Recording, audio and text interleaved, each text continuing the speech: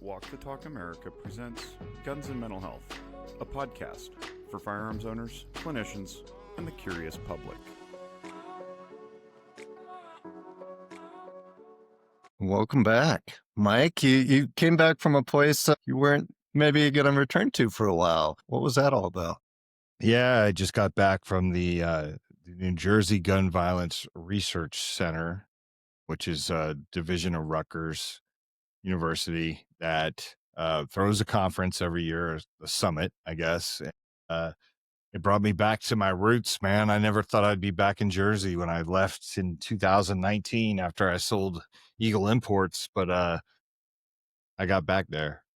It was funny because I was having a call one day with a couple of my buddies that are from Jersey, and basically one of them asked when I was coming back to Jersey, and this is like 6 months ago.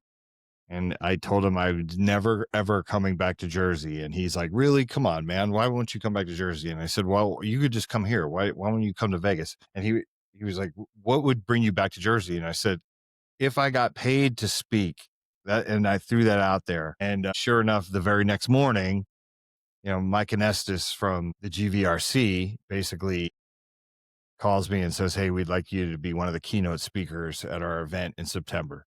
So he got me back to Jersey. How was it going back before we get into the conference and how that went? How was the return to Jersey?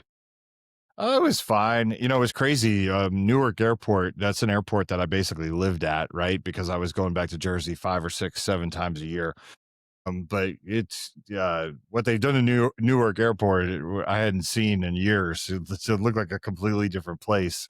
And I was going to East Orange, which is not, nowhere near where I'm from at the shore, but it was nice. I mean, it was kind of cool to go back and come full circle, sort of, with this. I never in a million years thought I'd be speaking in New Jersey about what I do, so it was cool. So let's dive into it. How was the event? What was kind of your role in the speech of the keynotes for those interested of why they were interested bringing in Walk the Talk to speak at all?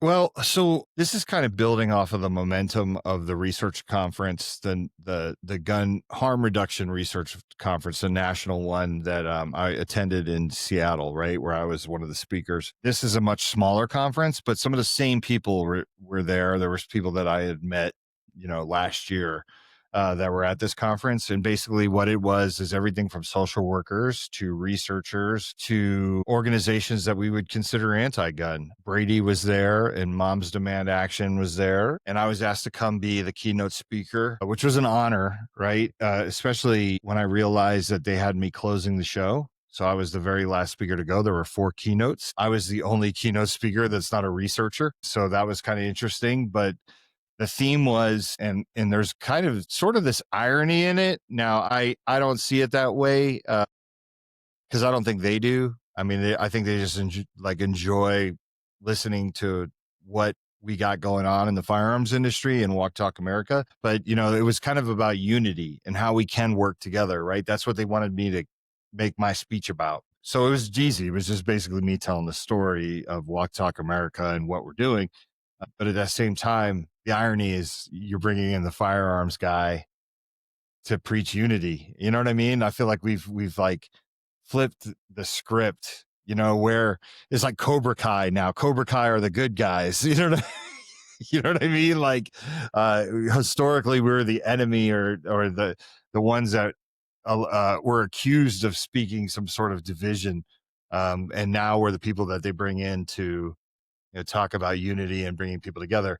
And, I started off my speech by just kind of meeting the audience where we're all at, right? As humans. I was like, we've had a rough 3 weeks, right? 3 weeks. We've had 2 school shootings, that poor lady who got stabbed in the neck. We had the Charlie Kirk incident, and I was just like, we've had a rough time as humans. We've had a rough time as Americans. I was just like, but I'm going to give you 45 minutes of hope. And that's kind of what my speech was about. Yeah, you can almost add this to the list of things some people could tell you in 2018 that you'd say, not a chance of you coming in to bring unity in a conference with researchers and all of that wouldn't necessarily make sense. But now seeing all that you do, it makes perfect sense of you compassionately showing other perspectives and other things that maybe that community isn't exposed to. What went over really well about your speech? And what questions did people have? So my speech, I used a lot of humor. I had some old pictures, the Jersey pictures of me that really went over well with the crowd. I think the biggest hit, right? Like when you think of all the things we do, was definitely Kids to Kings, which is really cool, right? Because we always say that's kind of counterintuitive for many, and to watch like a majority of the crowd, especially come up to talk to me about Kids to Kings after I was done speaking was pretty awesome. I'm glad it really resonated with people. One of the things that really I thought was kind of interesting, and I always test things. Like I'm always like, okay, I'm going to say this. We'll see what kind of reaction the audience gives me. And at one point, I remember using my line, "Don't let data get in the way of saving a life." And like the entire room was nodding, and I was like, God, that's ironic that they felt that, because they're researchers. It's all about data. But I think they understood what I was saying. I was kind of saying like, don't use the fact that we don't have some data that this stuff is saving 100,000 lives, right? I was like, a lot of it's anecdotal, but go ahead and tell me that putting a card in the box of every firearm that has free and anonymous mental health screenings is a bad idea, right? I was like, we can all agree, like, it just feels right. And I saw everybody nodding. And I was just like, wow, I just told them to don't let that get away of saving a life. This is pretty crazy. But a lot of the people just had questions about, you know, how I implemented this stuff. And I think people were curious about that. But Kids of Kings was the number one question that people had. I had literally a line of people after that wanted to talk to me about that program in particular. I think the video that we played in the presentation, the little 2-minute sizzle reel, and then showing the pictures of the kids at the NRA show really resonated with the audience. And it was a very mixed audience, right? You had all different people from different backgrounds there. But everybody was fascinated by that program. Um, I think it's not something like 6 years ago I would have thought would resonate with these people. And it really, Yeah, I mean, in some ways it makes sense. You would think the data, don't let it get in the way of saving lives. These people do data and get paid for it, but you'd also think that must be relieving in some instances. I know with like our TAP and Canon Security Project, maybe we're not giving as many discounted safes to make responsible storage devices more accessible as maybe the whole group would like. But like you keep telling everybody, hey, the win is just making it known that it's available, and this is just building momentum. And that message really seems to resonate when you're right. You think that wouldn't fit, but it does. What were some instances that maybe push back on isn't the right word, but share different perspectives that were opposing of the ones that were shared in some conversations? well, there's one instance that was really interesting because we had these little breakout sessions in between keynote speakers, and I ended up in one session. I just walked into it because it was about safe storage. You could pick which session you wanted to go to, right? So there's two different sessions going on at the exact same time, which I always hate when they do that at these conferences, because it's like, I want to be in both. You know what I mean? But anyway, so I'm in this room, and I'm in there with the Brady people and the Moms Demand Action people. And I was pretty much, everyone kept turning to me because I was the only person from the firearms industry in there, except there was one other guy who owned a range in New Jersey, a gun range. And, he wasn't, I don't think he was there to make waves, but I'm the guy that everybody wanted to talk to because I kind of keyed up. Obviously I'm on the flyer, you know what I mean? And I was introduced as the firearms industry guy. So, a lot of people were asking me questions in that one, and it was really interesting because we got into this conversation where at one point I didn't want to give too much of what I was going to be talking about in my speech away at the breakout session. And I had to keep telling people that. I'm like, look, I don't want to make you guys sit through something twice, but at 1:00 when I'm speaking, I think a lot of this will be answered, but I kind of made this comment that the safety companies and the firearms industry is starting to really pay attention to this stuff. And at one point I was like, I believe we will be the leaders in the space of suicide prevention and all negative outcomes of firearms. And the guy from Brady, and keep in mind, he was a victim of gun violence. He did not share his story, but I knew he was a victim of gun violence at some point in his life because he had said it when he introduced himself. Not only was he part of Brady, but he was a victim. So I do appreciate that somebody who's a victim of gun violence might have negative feelings towards firearms, or you lose somebody to gun violence, you might be swayed to think one way. But at one point when I had said that, he turned to me and he's like, can you show me any evidence that the firearms industry is doing any of this? And I literally had to look at him and go, wait till 1 o'clock. I think you're going to be pleasantly surprised. Like everybody kind of laughed, you know what I mean? But that was like sort of like the only time I felt like somebody pushed back against anything I said. But I knew that just came out of ignorance, right? Because he wasn't ready. He did not know I was going to come with what I came with. And I knew, see, that's the ace I had, right? Of my sleeve is I know what I'm coming with. They've never heard it before. And that's how I always have to remind myself when I do these things. They've never heard what you do. So they're going to be fascinated. Like, even though it's like a record on repeat, I've heard the same song over and over again. I got to always remember there's a whole room of people that are like, wow, I never even thought about that. Or I didn't expect that. And that conference proved it. It is interesting after we called a debrief of just how large the disconnect is between that maybe research community that is researching negative outcomes from firearms and reality of, like you told me, somebody came up, wouldn't it be great if we had cable locks in the purchase of every handgun? And you're like, great idea. Let me inform you of something. And just the gap of the knowledge. That's why Walk the Talk's working on a Roots project that's going to bring the kind of latest and greatest and current safety devices to the research conference coming up. And it'll be interesting what comes out of those seeds that are planted of, hey, these are the products that the companies are actually working with now and that gun owners are loving. And where does their creativity take off? Just like it's kind of sounding with Kids to Kings of like, so curious and, oh, this is awesome. What's the next evolution? Mind-blowing how big of a gap it is. And you tell that to somebody from the firearms industry that was their great idea, their mouth drops. What? How do they not know? But that's just the reality it is. Yeah. Something you touched on, like not knowing that, all firearms sold from a gun shop, or the majority of them, unless it's like a used gun or something. But even then, I think most people are putting that little lock in there. But I brought that point up in the breakout session, because one of the ladies was like, yeah, you'd think that more locking devices would be available to give to people. And I was like, well, there is a locking device almost in every gun. At least the guns that I sell or Ruger sells, they all come with a locking device. Whether that locking device is up to standard of how somebody wants to secure their gun, that's a different story, right? But I wanted them to understand that there are locking devices that come with this stuff and that the gun industry should get credit for that. But talking about Roots, right? We have this Roots project, which is responsible ownership, outreach, technology, and safety. And I was able to bring that up during my presentation. And I wanted to make a point, and I played 3 videos. I played Kenny Barlow from Regal. I played the Boss Lock video. I played the Gun Alert, right? And all of them had a safety product that was super unique. And I brought up a couple things. I was like, technology is finally catching up with where people want it to be when it comes to these things, right?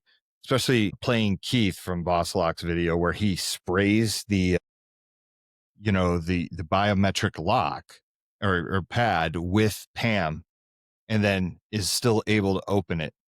That was a huge hit with the crowd. Like I actually had people come up to me after and they're like, I'm really glad you played those safety videos because we didn't know that product existed. And it's like seeing how those locks were opened with such ease and being able to now push back against, politely push back against anyone who says, well, biometrics don't work. And what if you get your finger wet, right? Like, I think it helped the researchers to understand that the technology is coming away. But having said that, it also gave me an opportunity to explain to the research community and whoever else was in there that these products are available, but these companies have to make a living. And we can't keep expecting safe companies. And I'm guilty of it too, right? I've leaned on Canon Safe to give me free safes, right? In Gun Vault, right? Like I do the same thing when someone needs it. But I was like, look, we have all this money that we put outside of the country for whatever it is that we believe in, right? Billions of dollars we send overseas. I was like, why can't we stop expecting these safety companies who are already the stepchild of the firearms industry? Safety is the afterthought, right? The gun companies dominate, a lot of the accessory companies dominate, but when it comes to safety, people skip. And I got to walk people through how that works, right? Like, so think about, there's a room full of researchers, and I'm like, take the single mother from Compton, right?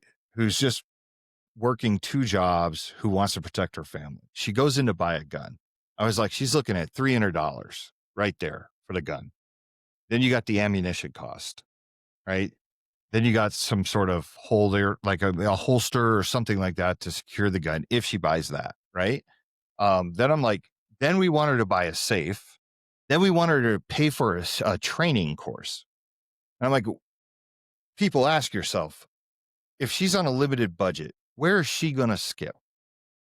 Right? And everybody got it. I was like, safety, right? Like, she's probably not going to buy the $150 cool biometric safe. Like, we might get lucky, right? She might just use what she can. But I said, we need to stop expecting these safety companies to not make a living. And I was like, maybe grant money could help get these things affordable or make them more available for when people want them. And I didn't get any pushback from that. I think people agreed. It's like, we can come up with money for real dumb shit. Let's find, if this is important, let's come up with some money so I can go to a safe company and say, look, like, we need X amount of safes. And guess what? You're going to help us, but we're going to pay you for it. You know what I mean? Like, I think it's a win-win for everybody, and we can get more of these devices in there. And, that was the other thing I wanted. I made a call for the researchers to research more safety products and how effective they will be and what people want, right? Like, kind of get out of that mind frame of all research needs to go to legislation and restriction that people aren't going to, half the country's not going to get behind. So. Yeah. A big disconnect of exactly that. I think that your and I's vision of Roots and the potential of the project being able to have grant money and increase the research behind and use the latest and greatest storage devices instead of the cable lock or again, just the disconnect where they're all advocating store your firearm separate from your ammunition. Any gun owner that's for owning a firearm for a defensive gun owner or defensive purposes, which I think was over 90% of our last survey, that's kind of a deal breaker. Someone's going to break into your home, which is a lot of the vision that goes through gun owners' mind. You're going to, hey, hold on, wait a minute. I got to go to my closet around the corner. Can you just hold on? No. So speaking that way turns people off. So it is encouraging of what can come, just getting on the same page and not being so far behind. It's almost like the research community's working on a Windows 98 and doesn't even know of the big technological advancements that are out there. Yeah, I think that's going to be the fun part about the research conference in November, because I had a lot of people that are like, I'll see you in November. And when I was talking about Roots and I showed the videos of the safety products that exist, and there's a nice variety, right? When you think of Regal and their biometric cable lock, then you think of Boss Lock, their slide locking mechanism, right? And then you think of Gun Alert. I think that was a nice mix of 3. And those are just, I picked those 3 because they weren't just safes, right? Like, they're just alternatives to the norm or what people think of. The excitement that the fact that I said there's going to be a table with these products at the research conference, that was fun to watch. Like, they were like, we're so happy that you're bringing that table there. And a couple of the people were like, maybe the following year, every one of those companies got their own table. And I was like, yeah, sure, whatever. Like, that's what we're building towards. Like, we are coming. Like, the firearms industry is now moving into this space to talk with you. You know what I mean? Not work against you or ignore you, because they need to know it exists.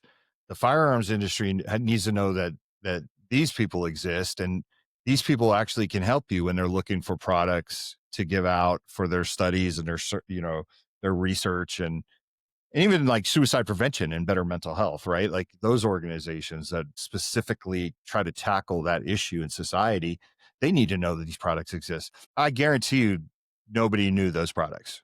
Like that was the first time seeing them in that entire room. And people were like, damn, that's pretty cool. You know what I mean? Like, oh, wow, I didn't know that exists. Of course you didn't. And I shouldn't expect you to know it exists. I mean, And to be fair, I mean, a lot in the firearms industry aren't up to date with kind of the way you brought some of the not latest and greatest, but most kind of cutting edge where some of the technology is going to products to where it's like you say, it's not their fault. But it'll be interesting the collaboration of a research that has one of those products maybe combined with a cause of pause materials and campaigns to implement that, and then researching the positive impacts of just those types of things with maybe some walk the talk or other materials. How much more, I don't know, preventative and gathering that insight from the participants and showing some positive data on something that's not restricted. yeah, so you nailed that right there, because my thing that we always preach and what I was preaching there was the message that comes with the safety product is just as important as the safety product, right? Like how to use that safety product. So I talked about the evolution of like cause a pause with Canon Safe, how Canon Safe has the flyer, and on the back of the free and anonymous mental health screening, they have the cause a pause. And then I got to read, I showed them the cause a pause video, which is very powerful in itself, right? It's the one where, I'm running towards the safe and there's a heartbeat, and there's the pictures of my daughters, right? Like, and that really resonated. But then I also got to read them, bringing up knowing that they're all researchers and they're all data driven, right? But knowing that they're right now we got their heartstrings because they just saw something that probably resonates with everybody, right? Because I said, if there's two people that could stop me from doing something in a crisis, is those faces, right? But then, I said, look, this is an anecdotal story, and this, somebody reached out to Walk the Talk America like right before I was going, and basically said, I'm going to read this quote, right? And keep this anonymous, right? Because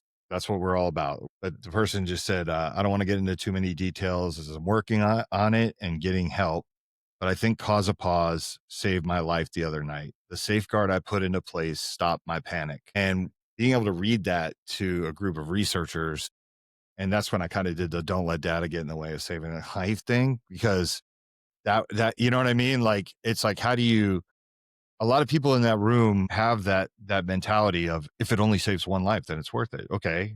If it only saves one life, then all of this is worth it, if that's what you believe. Right. So it was really cool to kind of be able to like give them that message of, great, you can hand anyone a cable lock, but the message that comes with that cable lock could be more important than the cable lock itself. So don't give up. Yeah, especially not everybody loves cable locks. It's not their preferred way to store it securely.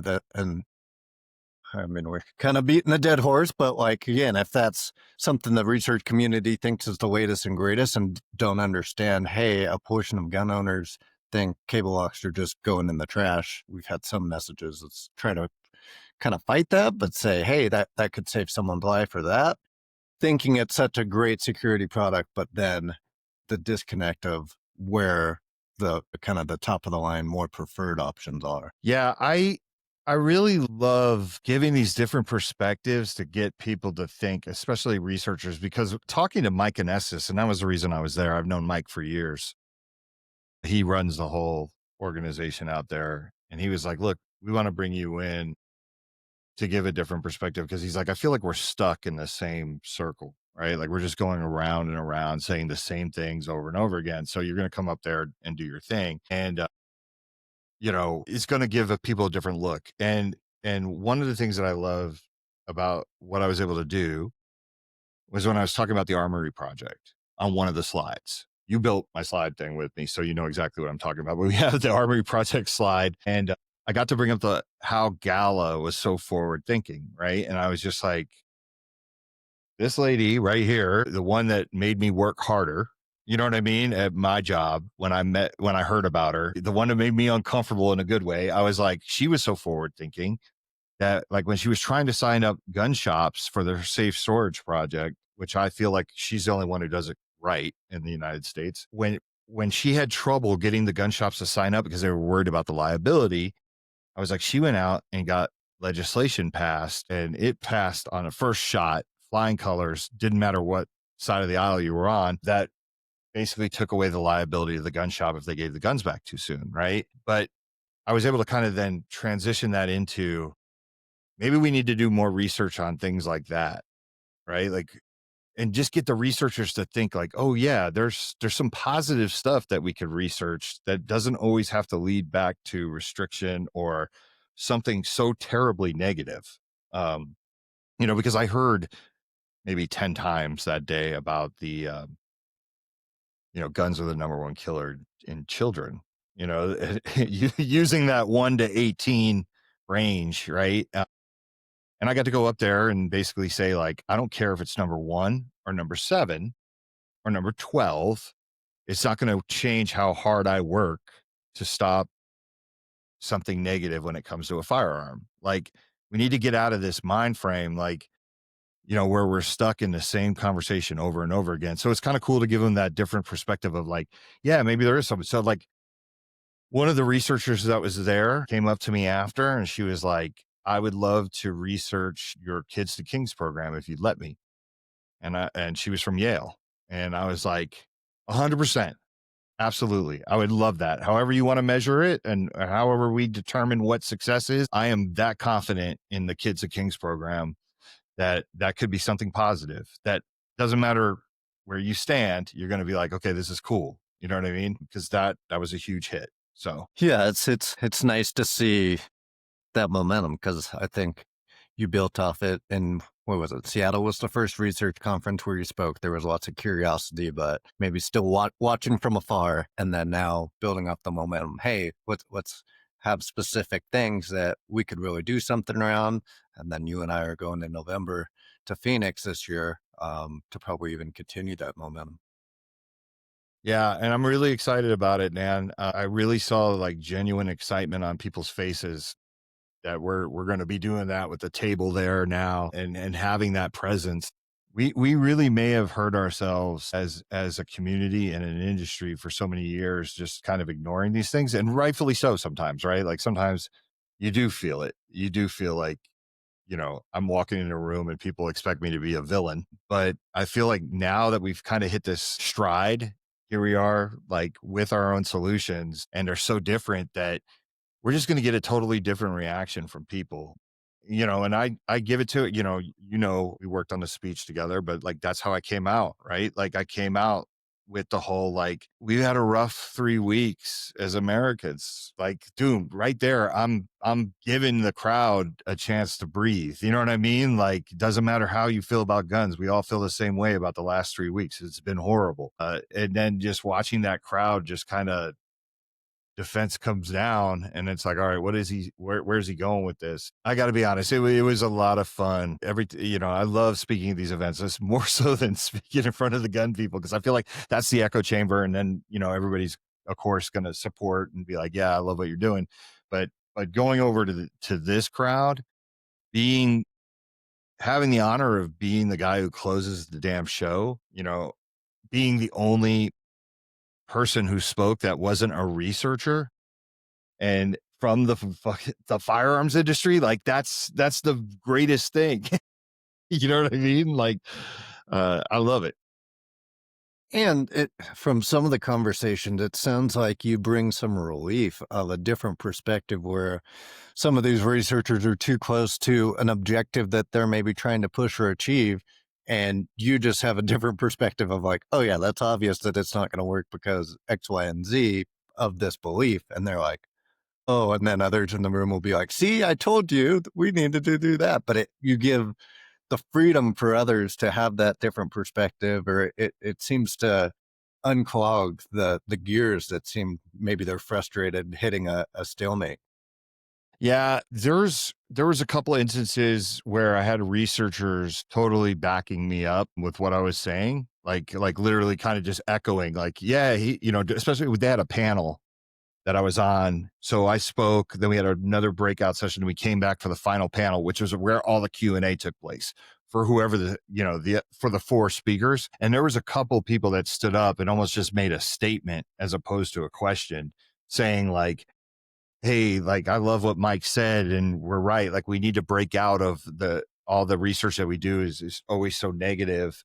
I think the ERPO thing really resonated, right? Like when I did the whole, like, hey, where I come from, ERPOs get people killed because they don't seek help.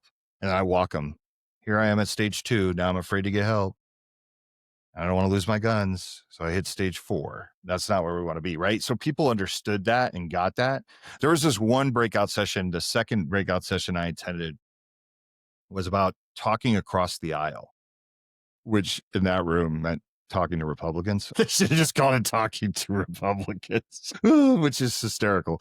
But it was so funny because the people from Brady, and I want everybody to understand, like, the people from Brady and Mom's the Man treated me with respect as I did them, right? Like we were sitting there chatting and discussing things, right? Like, not everything is fire. Not everything is, you damn gun people, right? But it was kind of cool because at one point, like, lady from Brady's like, I have these conversations with these government officials that totally agree with me in the office when I say, like, we need to raise the age limit to buy a gun. And they agree with me, and then they go vote the opposite way. And I wanted to be like, is the name of this breakout session, should it be how to force somebody to believe in what you believe, or is it about talking across the aisle, right? Like, if that's the end game is like to go in there and somebody brought up ARs, right? And at one point they were like, yeah, banning ARs. And I'm like, see, I was like, does anyone know the worst school shooting? Like the biggest school shooting? Can anyone think of it off the top of their head? And what's wild is not one person in there knew it, which was Virginia Tech, right? Like, it's crazy. Like, people could tell you the worst, right? Which is Mandalay Bay, but that wasn't a school shooting. That was just a mass shooting. But they're all bad, right? But the one with the most amount of loss of life was Virginia Tech. And I'm like, what did that shooter use? Does anybody know in the room? And I'm like, it wasn't an AR. And I was like, it was a Glock, 2 Glocks, right? And it's kind of funny, like, this one guy who actually owned a gun range, he didn't speak up until I said that. He's like, he's right. I was like, so, we're in here once again discussing banning ARs, but not thinking about what are you trying to accomplish? Is it saving lives?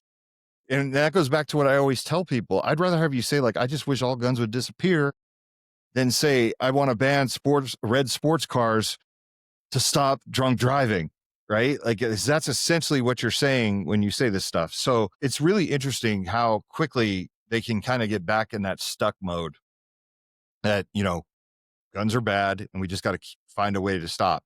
I was able to make the point in my speech about a lot of researchers point to the effectiveness of ERPOs when it comes to saving lives and stopping suicide. And I'm like, but every one of your states, suicide has gone up as a whole. So it's like, what's more important, stopping suicide by firearm or stopping suicide as a whole?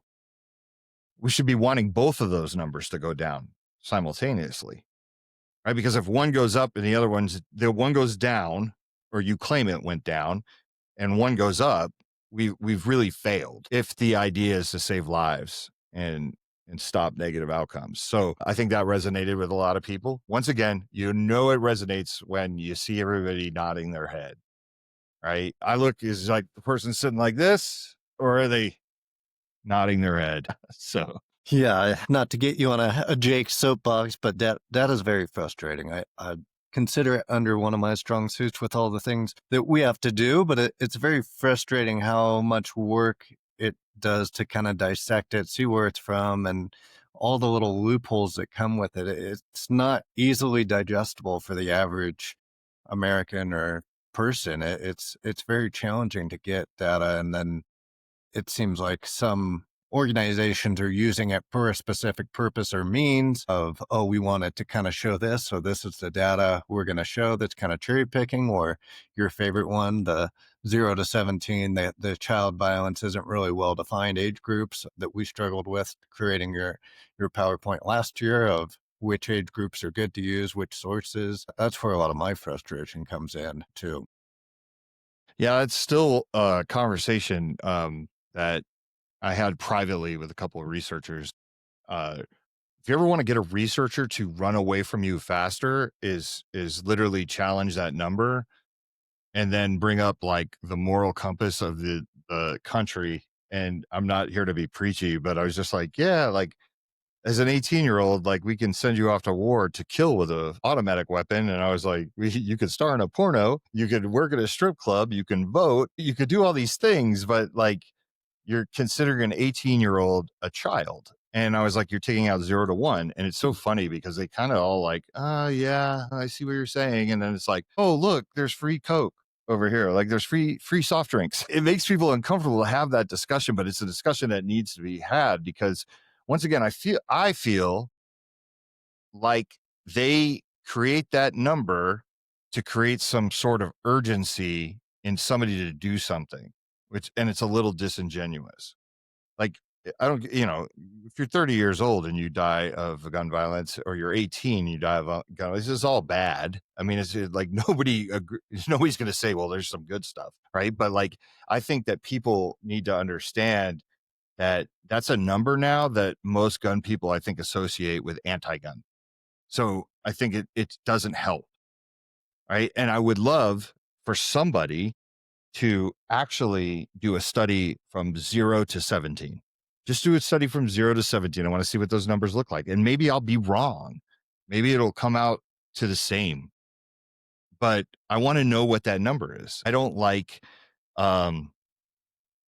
0 being 1 being thrown out, because I know that's considered like a baby, but that's still a child, and a child can still be shot accidentally or on purpose, right? And still be a victim of gun violence. So I just wish that they had that number. It doesn't change how I and you and most of our listeners feel about this.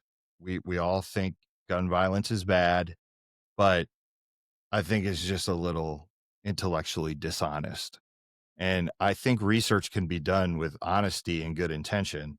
And it doesn't always have to point towards, how do I get some kind of provocative number that I can use against the firearms industry? And I got to make that point to the researchers.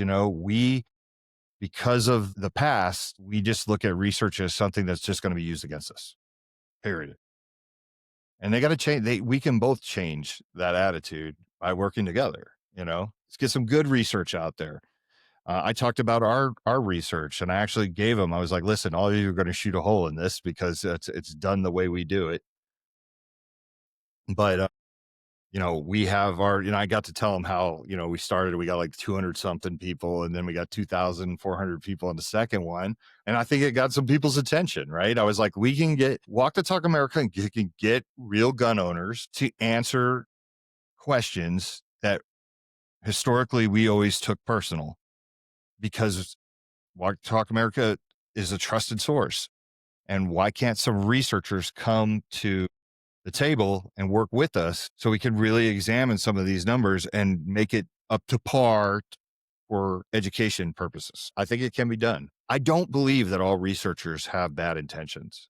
I think a lot of them just never had the opportunity to work with gun people. Yeah, I mean, you were brought to this conference for that very reason of just like showing different perspectives that they've maybe not never encountered before, but aren't their typical out of their kind of circle of thoughts and presenting new ideas, new technology, new devices to where let's see what grows from the seeds you planted here. Just like you said, the research, it was like, oh, that's nothing. But then when we published the results with 2000, we got a lot of messages. Hey, this is pretty cool. Oh, this is kind of substantial. I believe that survey was the highest percentage of negative opinions towards red flag laws preventing people from seeking mental health care that ever existed, with a previous number, what was it, 8 or 9% just in New York? And then this last survey in January is 50%. By the way, we currently have another deep dive survey into red flag laws going on now. You can check it out on our website. We've got 450 people responding now, and some big partners like guns.com and others going to help us in the next couple of days promote it as well. So we'll see if we can get 3,000 or see what the data says on this one. Yeah, no, I'm excited to get this information. I'm excited to work, like I said, with groups that we historically we either were never invited to or decided not to go to. I think we could change a lot of hearts and minds, and I think people are ready for it. I really do. I think people are ready for some other alternatives, because I think smart people realize, like, man, we just keep talking about the same stuff and keep fighting about the same stuff and arguing about the same stuff. And I think people are ready. I think it was a breath of fresh air for some of the people in there. Everything from just the PSAs and campaigns we do to cards in the box. I think a lot of people are ready for the firearms industry to just keep run with it. Now, you're going to always have your politicians that run off something, or people that make money off of the negative outcomes. That's just life. They're always going to be there. But there's a lot of people that are neutral or just don't know. And that's who we're talking to. So it's a lot of fun. And if you'd have asked me if I would be doing stuff like this, I would have never. And I love it, because I get up there and I literally say, I represent the firearms industry. Like, when they ask me where my funding comes from, and I say, from firearms companies, that just takes away all of the firearms industry doesn't care. You know what I mean? Like they're not expecting that. They think, okay, wherever the guy gets his money from. But once again, just like the guy from Brady, when he turned to me and said, do you have any evidence that the firearms industry is doing anything? Because he didn't know what I was about to say when I was speaking. I guarantee you he wouldn't expect that I'm funded strictly by firearms. He probably thought I was getting government grant money from something, or just donations. Yeah, no. And to give the researchers and the healthcare community a little credit, we know some 2A industry companies that have told you later on, hey, we were just kind of watching from the sideline before we really wanted to get active in supporting, to kind of see you make it through, and some of those things. So maybe some of the biggest partnerships with that are yet to come. Yeah, 100%. I think so. I think the sky's the limit, right? With some of the partnerships that we could have with the research community. One of the things that I was able to say to the crowd was, if you ever have a question, I need you to contact me, right? Like, whether you're backing some sort of legislation or you're curious about something, right? I was just like, contact Walk the Talk America, because we'll give you that perspective that you might not get from somebody else. That'll make you think about the way you might approach this research or the pitfalls you might have. So once again, this is bringing people together.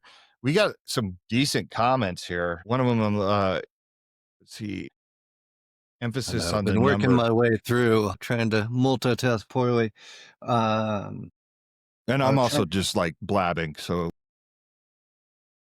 we're trying to get a little confirmation on what number in comparison. Tovis was looking for clarification, whether it was the survey portion of our numbers versus the January and what we're doing now. So we'll see if that comes through. But one question Tovis had earlier was with Moms Demand Brady, of just how they are. They're like some that you have good relationships with, or they have good kind of neutral, or some very anti-gun.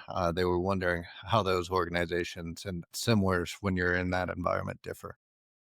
No, I think when I'm there publicly with them and we're talking, it's all polite. Where we disagree is kind of like when somebody makes a statement like banning ARs, right? Like Like the lady from Moms Demand talked about. I talk to politicians all the time about banning ARs, and they think it's a good idea, and then they go and they vote against it, right? Like so to me, like everybody is polite. I don't know. Like one of the ladies from Brady followed me on LinkedIn after the thing, and she was just like, "Such a pleasure meeting you," right? And I always say this, right? Like Brady is going to get through to some gun owners. They are, because there are a lot of gun owners that think there's such thing as like common sense gun laws. You know what I mean? Like not, and I got to say that in the speech, right? I was like, gun owners aren't monolithic. Like Brady's going to have their audience. So when Brady is talking about responsible storage and locking your gun up in a time of crisis and preventing unauthorized access, who am I to judge that? Because that sounds just like us, right? It's where we differ is when it comes to restriction and legislation and preventing gun rights. Where we're exactly the same is the way we approach responsible gun ownership.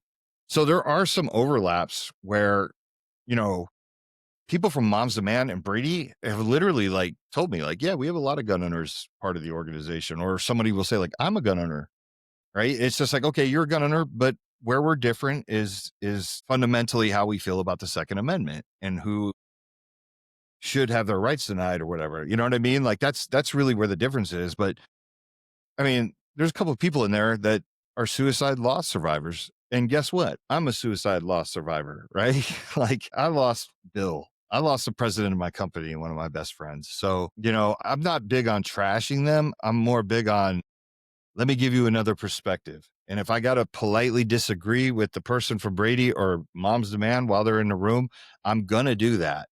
And I'm going to say my reason why. And if they can challenge me to the point where they make me look like I don't know what I'm talking about or I'm not reasonable, then so be it. But it hasn't happened yet. And I don't think it's going to, because I'm not big on like moving goalposts on people, and I'm not big about whatabouts, but there are times when you have to kind of give that different perspective. And then every time I give that different perspective, everyone always follows up with, well, then how would you do it? Or what do you think? Right. And then I'm able to explain what I think the answer is or where I'd like to see the energy go into. So talking to the Brady people, like one of them asked me, like, what are the things that we can work on together? Like what types of things do you think would bring people together?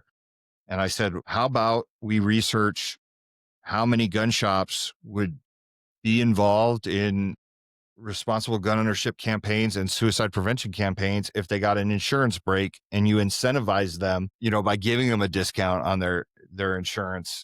And I was like, do you think that's a good idea? Does that sound reasonable? And every one of them, yeah, I do. Right. And people in the room agreed. Like researchers were agreeing. Like, yeah, it's something I never thought of. There were people in there that said, I never thought of that. You're right. Like it would be kind of cool to see that. And I'm like, gun companies would be willing to do it. Sometimes they need that to be incentivized. And then once they're in and they're doing it, they get excited about it. Like Gala, I mean, that was, when we've had the discussions with Gala, her always her biggest fear when she brings a gun shop on is if no one comes to store the guns there, I don't want them to lose their steam and their excitement for this. Right. Like, and I'm like, oh, that's easy, because we just need to explain to people that just the fact that you're giving people hope and so you don't open up the program and we have all these people that are in crisis handing over the guns to the shop. It doesn't mean it's a failure. You just it's a slow rollout, right? We're changing culture. We're making things available, and we got to build trust within our communities. But I think like those are the things that people need to hear. They need to hear different alternatives of how would you approach this problem? What do you think is the answer? I love being able to tell them the reason why I just do not like the idea of red flag laws is you only care about taking away the person's firearms. You don't care about anything else, and you don't give somebody help. And there has not been one person who's argued with me when I said, if a human being shouldn't have their firearm, I don't think they should be driving and walking around. Like if you're that bad, then I really question whether you don't need to seek help. And we all know that we can have erratic behavior and be going through crisis. I mean, we've seen people do it publicly, right? We've seen Kanye West when he's in one of his episodes, right? But to tell me that Kanye shouldn't have a gun over having access to knives and medication and all that stuff that we leave people with, and we're like, give me your gun. Usually we're sending in a police officer to take a gun. I was on a podcast earlier with a former cop, and he totally agreed that enforcing red flag laws is not comfortable.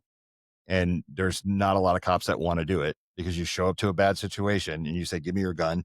You walk out the door and you're like, good luck out there in life. You maybe could get this back later. And I mean, that's not cool. Like, there's nothing that says we really don't care. You know, we only care about this one thing. So I love being able to give those perspectives and get people to think. Absolutely. Mike, we got another podcast coming up, 30 minutes, but let's wrap this one up. Touch on everything we got going from the auction. Another shout out to the survey.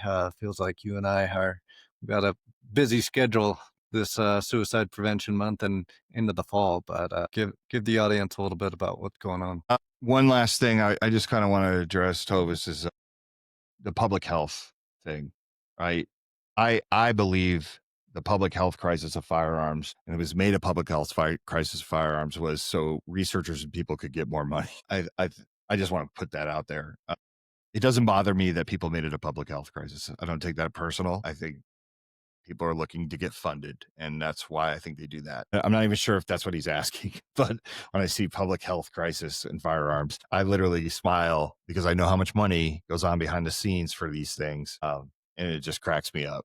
It is crazy stepping into like Gala's world when we help her with projects, and how much funding is what almost like you hate, of like, show all these data points to prove that this money was successfully spent, to where if Walk the Talk got that same rules for funding in 2018, there wouldn't be any funding. How many mental health surveys, how many lives did you, all these data points that are almost obstacles instead of to prove and get funding and continuing to do all the great things, instead of moving the goalpost a little bit and not be so data centric. Yeah, I was talking to my wife, because she was like, how did the thing go? And I was like, oh, it was great. And at one point, somehow we got on the conversation. She's like, is this a problem that people really want to solve? Because I was talking about how much money is in research, right?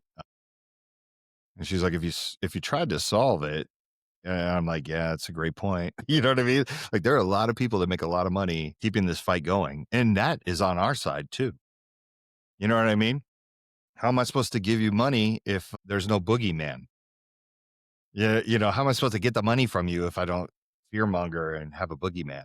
And I get it. Like, we got lawsuits and things like that we got to fight, but it's almost better to have a supervillain when it comes to fundraising than kind of being like, yeah, let's save some lives. But that's my soapbox, I guess, that I got to get off. But anyways, listen, we have some good stuff. Clarifying point. You're talking more about the lobbyist on the 2A side, right? Of the fear mongering of fighting negative legislation. Is that what you were saying? Well, I think both. I think both sides do it, right? Like, if no, I'm but more the legislation side. Yeah. More the legislation. Not the fear to own a firearm, correct? Well, no, right. The legislation side, right? Yeah. Exactly. Like that's what I figured, but I wanted to give you that opportunity to clarify on the legislation. Yeah. No, obviously the legislation side, right? And that's just anything, right? Like, hey, we're the only ones that are going to help you. You know what I mean? Like, I think there's less money in actually solving problems than there is fighting, because fighting taps into emotion. You know what I mean? So it's like, look at us. We're out there knocking these people out. And it's like, okay, I got to fund that. You know what I mean? Because they're coming for it, right? But let's talk about the auction. September 30th, we have an auction. Pot of Gold Auctions puts it on for us. We're doing it biannually. This is the second one. Or this is the second one of this year. And we got the most amount of guns donated this year, which or this one, which is great. Just go to, I don't know, did you put the link in the... Yeah, okay, so go to the link. Please do not be afraid to overpay for one of these guns because it's going to a good cause. It's not just about getting a good deal, but there are some great guns in there. There's Glock, donated a bunch of guns that are like custom designed for VTTA. There's some really cool guns. I mean, we got Arms Corps. I probably should not go down the names because I'm going to forget somebody. But go on there and you can see all of the guns that were donated, Bursas, Kel-Tecs, there's all kinds of guns. Just to name a few, and then I'll piss everybody else off by not mentioning it. But it's a great fundraiser for WTTA. And I can't thank Pot of Gold Auctions enough for putting it on, but we need your help. And who couldn't use a new firearm? Like, that's fun. Right? So you donate to a good cause and you get a new cool firearm or an accessory. Like we have some companies that are on there that it's not just firearms, right? We have an air gun on there. We have Saber pepper spray donated, a couple things. Mantis. Yeah. Like there's accessories and everything like that. But please check it out if you get a chance. And what else? Am I missing anything else? Survey, and then I think the survey is the biggest thing. Yeah, I mean, if you are on social media, if you could share a post about our survey, this is a survey by our industry for our people. We use this in a number of ways. One of them is to politely push back against some of the statistics that are out there, and the way they cherry pick them. I think it's just a great thing. I think people, we do have safes. Gun Vault is going to have some safes on there. I think they're in transit. So we do have some safes on there. But anyways, so that's the auction. There was a comment. I know I'm all over the place. Sorry. Please share the survey. Get it in as many people's hands as you can. I need as many eyes on it as possible and people who want to take it. I think if we can beat the number of people that took it last time, we'll only be taken more seriously by researchers. And like I said, our research can go to positive things. Our research can go to things that can go to positive legislation, right? Like maybe we could start getting people to take a look at what would it take to get insurance companies to give a break to gun shops, or how do we get all 50 states to remove any liability to gun shops that participate in some sort of safe storage program, right? Like that's what I want to see, because that's positive stuff. And I don't care how you feel about guns. I think everybody could be like, if guns are going to exist, then that's a good idea. So please push the survey on all your social media channels. We greatly appreciate it. And this survey, we're diving deeper into red flag laws. After the first survey that was a little bit more general, doing mental health, gun culture, all those things, we asked what our audience wanted to dive deeper on. Now that we got SurveyMonkey, that gives us a little bit more tools to dive deeper in the why people believe, that was kind of missing from that first one, to where this will go till the end of September as well. And then we'll have this information ready to go to the research conference in Phoenix and kind of keep up momentum with those conversations and have a little bit more of the why. So share it around. I think we're all disappointed on maybe just the diversity of the respondents, because we know gun owners are so diverse, but as far as the results, we're just being curious. Yeah. And people are listening, man. I mean, they're listening and they're reading the surveys. They're the researchers, a few of them I know are fascinated by it. And a lot of them say the same thing. I mean, I got a few of those at the, I got a lot of that at Aspen when I was at Aspen, the Institute of Health, but I got a few this time around too. Like, oh, I never thought about the potential that it could scare somebody. Red flag law could scare somebody out of getting help. Maybe we need to look at these things, right? Maybe we need to look at how many people wouldn't transfer a gun, like in Nevada, where you can't come and take my gun from my house if I'm in crisis because we'll break the law, right? Like some of these things could have a negative effect, and they need to know that. And this research helps when they see we got 2,500 gun owners to say how they feel about red flag laws. I mean, they got to take that serious. So please pass it around as much as you can. And we'll be back in 20 minutes. Yeah, we'll have to change our shirts. So what looks like a new podcast. Yeah, right. 20 minutes. We got Waco Hoover from the American Legion. coming on. So if you guys are around and you want to hear that, I think it's going to be a great show. He also runs a convention called MCon, which is very cool. And we're going to talk about MCon.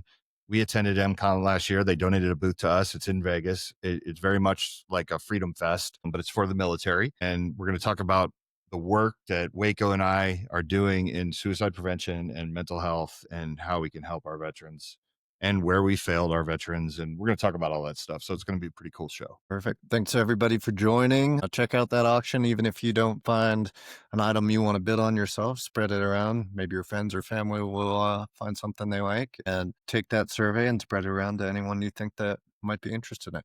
And we'll see you in 20 minutes. Thank you. Bye.